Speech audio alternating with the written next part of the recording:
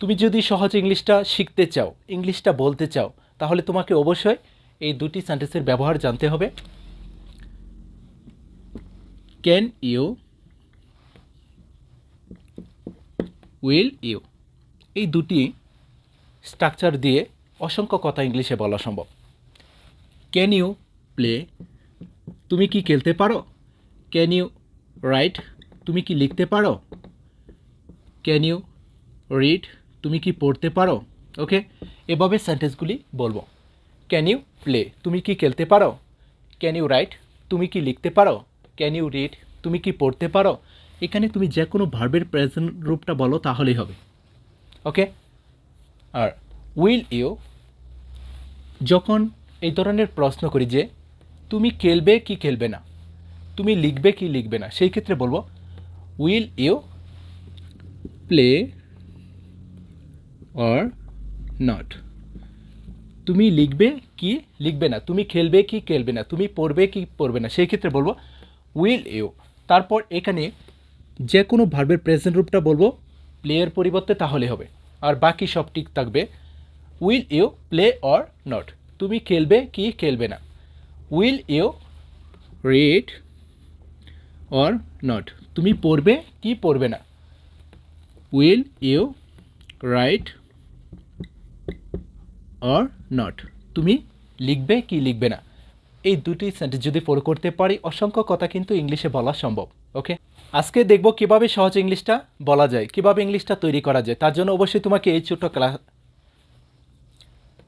আজকে আমি তোমাদেরকে দেখাবো কিভাবে সহজ ইংলিশটা বলতে পারি, কিভাবে ইংলিশটা তৈরি করতে পারি। তার জন্য অবশ্যই তোমাকে এই 1 মিনিট ক্লাসটি দেখতে হবে। আজকে আমি তোমাদের সাথে শেয়ার করব কিভাবে সহজ ইংলিশটা বলতে পারি, কিভাবে সহজ ইংলিশটা লিখতে পারি। তার জন্য অবশ্যই তোমাকে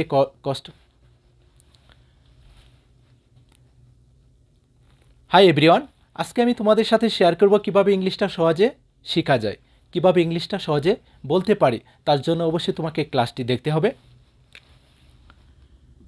আই ডু, আমি করি। আই গো, আমি যাই। আই প্লে, আমি খেলি।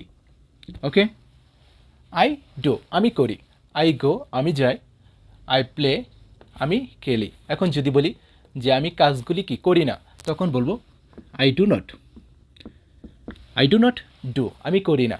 আই ডু নট গো, আমি যাই না। আই ডু নট প্লে, আমি খেলি না। এখন যদি বলি আমি করেছিলাম, আমি গিয়েছিলাম, আমি খেলেছিলাম, তখন বলবো আই ডিড, আমি করেছিলাম। আই ওয়েন্ট, আমি গিয়েছিলাম। আই প্লেড, আমি খেলেছিলাম। শুধু এদের ফার্স্ট রূপটা বলবো। এখানে সাবজেক্টের পরে বলবো ভার্বের প্রেজেন্ট রূপ, এখানে বলবো ভার্বের ফার্স্ট রূপ, তাহলে হবে। আই ডু, আমি করি।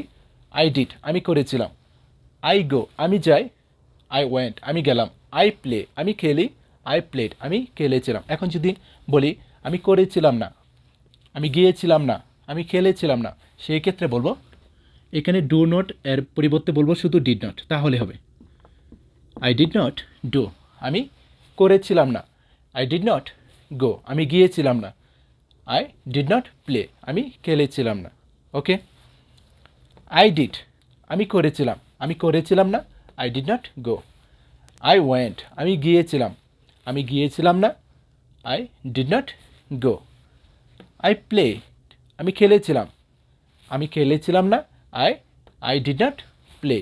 ওকে, এখন যদি প্রশ্ন করতে চাই যে আমি কি করি, আমি কি যাই, আমি কি খেলি, আমি কি করেছিলাম, আমি কি গিয়েছিলাম, আমি কি খেলেছিলাম, সেই ক্ষেত্রে এদেরকে বাদ দিয়ে শুধু শুরুতে বলবো ডু।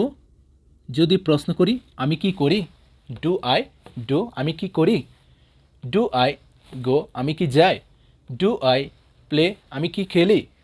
এভাবে প্রশ্ন করব। ওকে, আর যদি প্রশ্ন করি যে আমি কি করেছিলাম, আমি কি গিয়েছিলাম, আমি কি খেলেছিলাম, তখন এই ডু এর পরিবর্তে শুধু বলবো ডিড, তাহলে হবে ডিড আই ডু, আমি কি করেছিলাম।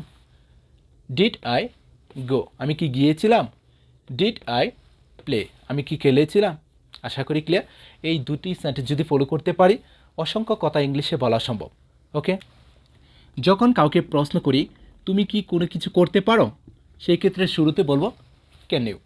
Can you, can you play, তুমি কি খেলতে পারো। ক্যান ইউ রাইট, তুমি কি লিখতে পারো। ক্যান ইউ ইট, তুমি কি খেতে পারো। ওকে, এভাবে সেন্টেন্সটি তৈরি করব। ক্যান ইউ প্লে, তুমি কি খেলতে পারো। ক্যান ইউ রাইট, তুমি কি লিখতে পারো। ক্যান ইউ ইট, তুমি কি খেতে পারো। এখানে তুমি প্লেয়ের পরিবর্তে যে কোনো ভার্বের প্রেজেন্ট রূপ বলো তাহলে হবে। ওকে, নেক্সট, অনেক সময় এই ধরনের কথা বলি, তুমি খেলবে কি খেলবে না, তুমি লিখবে কি লিখবে না, সেই ক্ষেত্রে সহজে কিন্তু ইংলিশটা বলতে পারবো। শুরুতে বলবো উইল, উইল ইউ প্লে, তুমি কি খেলবে অর নট, তুমি কি খেলবে নাকি খেলবে না। Will you play or not, তুমি কি লিখবে অথবা লিখবে না। Will you write or not, তুমি লিখবে কি লিখবে না। এই দুটি সেন্টেন্স যদি ফলো করতে পারি অসংখ্য কথা কিন্তু ইংলিশে বলা সম্ভব। তার জন্য অবশ্যই তোমাকে